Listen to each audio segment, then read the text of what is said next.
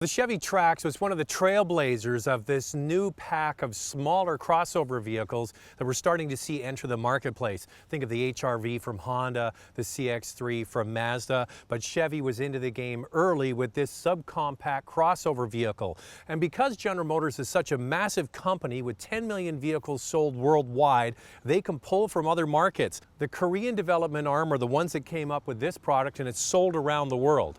What makes the Trax unique is the fact that it does have a small footprint. It's not very long and it's not very wide. But what General Motors did was they made the vehicle tall. So the doors are roughly the same size as you would get maybe in the larger Equinox. So it's easy to get in and out of. And when you're inside, you sit up high and you have a great view down the road. So this is the type of product that will appeal to somebody that wants a smaller footprint, use less fuel, but likes that traditional kind of SUV look and ride. Also around the back, you notice because it has a high roof line and is a little bit boxier, it does have a fairly large size hatch, but there is no power tailgate offered.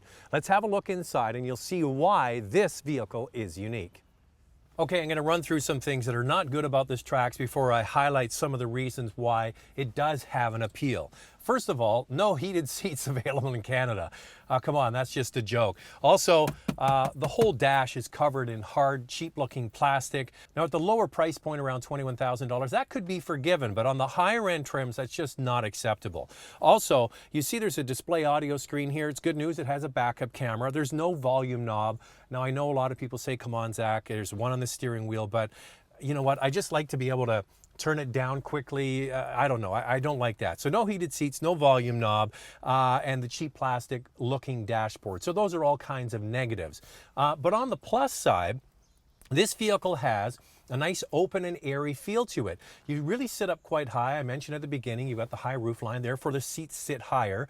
So even though this is a kind of a subcompact crossover, it really only is in the width and the length. The height is right on par with what you would get maybe with an Equinox.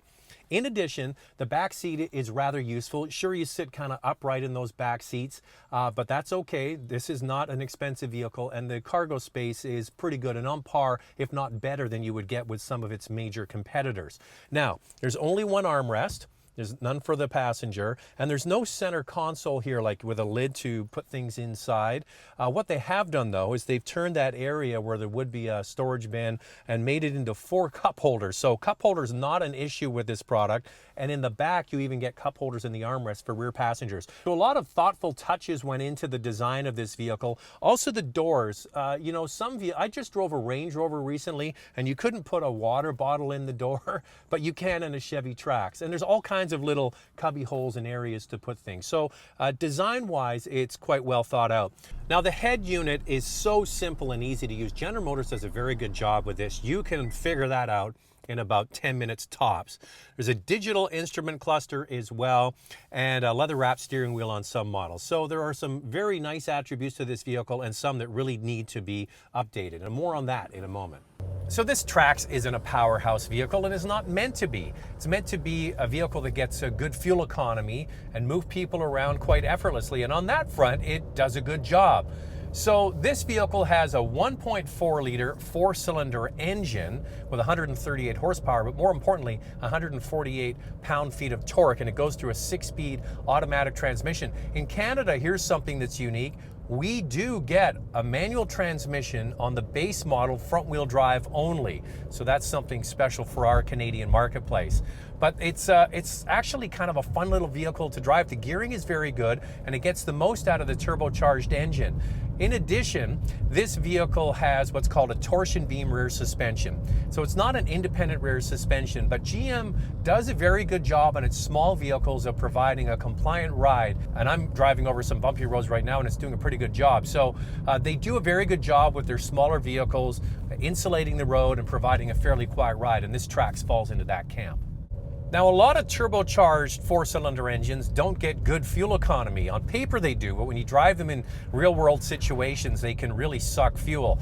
This vehicle is rated at 9.2 liters per 100 kilometers in the city and 7 liters on the highway. I've been driving almost entirely in the city with a few short highway runs, and I'm getting around 10 liters per 100 kilometers. So you can actually get some good fuel economy out of this vehicle. One thing to note, Yeah, General Motors makes a big deal about having LTE Wi-Fi connectivity inside their cabin, but they don't offer forward collision mitigation and lane keep assist, something that many consumers would probably like instead of having a Wi-Fi hotspot inside the car.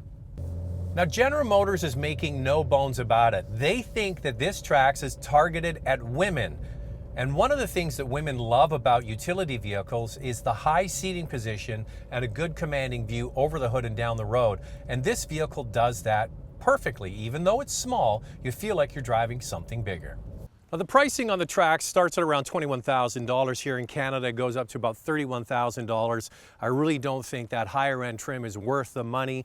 The lower end vehicles definitely might be worth a look. And here's some news for you. At the Chicago Auto Show, General Motors unveiled the next generation of this vehicle coming out later this year. So here's an option for you. Wait for the new one.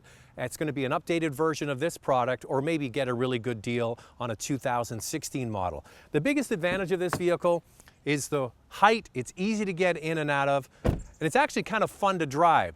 So if you're looking for a compact, a subcompact crossover vehicle that doesn't feel like it, the Trax fits the bill. Thanks for watching, and please subscribe. To watch a review of another compact crossover, the new Mazda CX-3, click the picture on the left.